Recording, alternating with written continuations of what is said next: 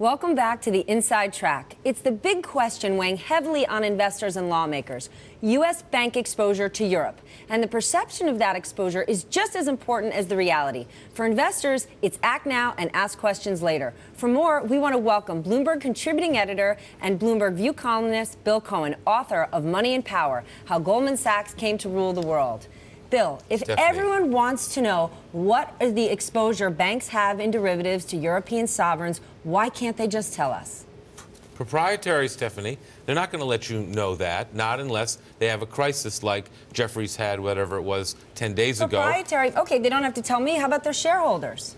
It's all part of the way, the black box that is Wall Street. You know, I spent, as you know, a year and a half writing, investigating, understanding Goldman Sachs. I still don't really know how they make money. They make 10% or 15% of their money. You know how they spend money. I know how they spend money. They give it to each other in bonuses. Explain this, the black box. Why can't they just give us the information? Because their trades are with their, they can if they want to, number one. Number two, their trades are with counterparties. They're constantly changing the positions, upping them, making them smaller, changing the counterparties, constantly changing the bets and how they hedge them.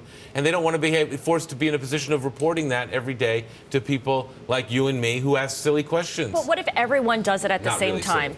What if everyone just shows their hand and we can all look at what each person has, what each bank has? I mean, the black box has served them so well during the run-up when their profits were booming.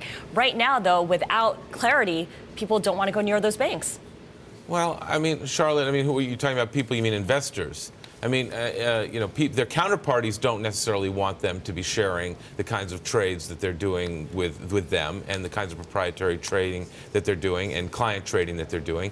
Shareholders and creditors, they do deserve to know.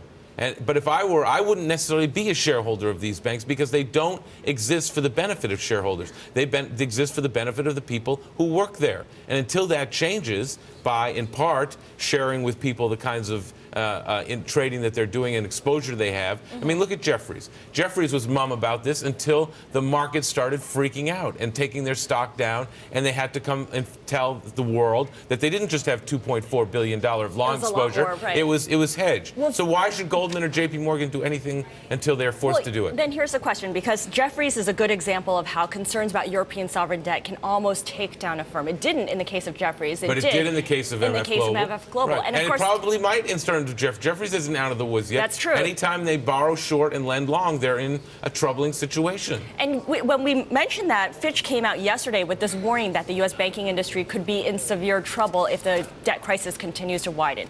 Up till this point, people are pricing in Greece and Italy. Are they pricing in France and Belgium as well? Well, look, I think the first thing you have to remember is firms like J.P. Morgan and Goldman Sachs, as Christine's article made clear, they've got long exposure, they've got short exposure. We know from the mortgage-backed securities crisis that they are famously hedged. We know even from Jeffries was famously hedged. But what if their counterparty goes under? Well, they're not hedged. Of course, but that's why AIG had to be saved, so Stephanie. Do you think there's an AIG waiting in the wings? Is this why we didn't see a credit event in Greece?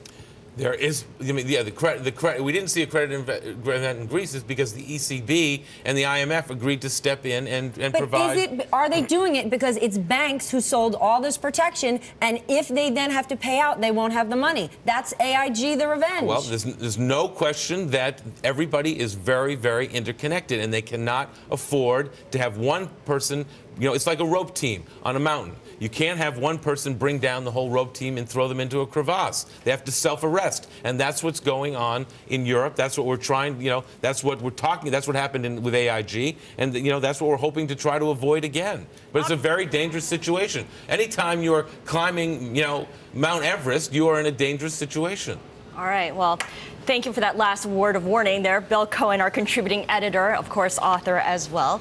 Thank you for your time this morning.